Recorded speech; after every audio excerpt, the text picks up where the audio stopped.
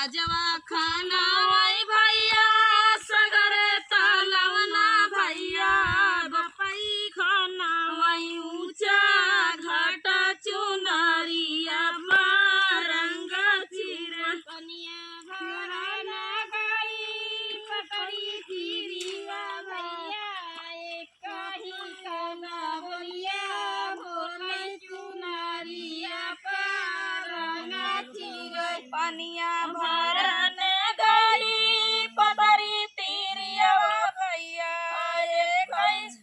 लवा बोलिया बोलई चुनरिया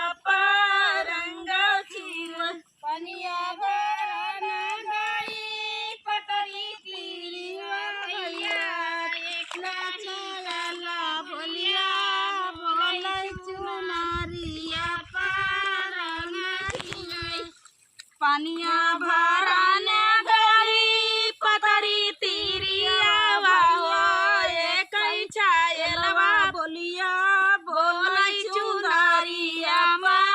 रंग फिर गरन का बहिनी पतरा छायलवा बहिनी कौने बरना ओ कई बोला चुनरिया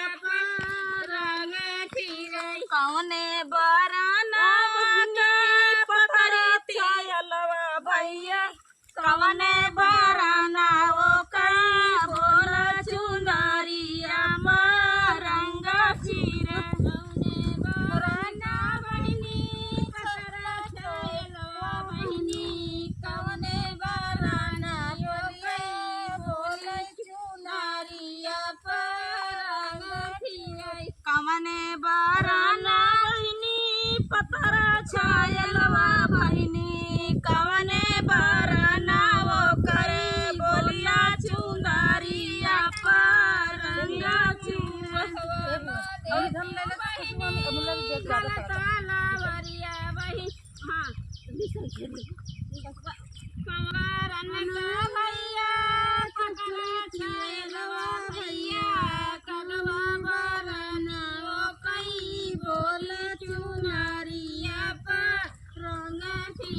हमारे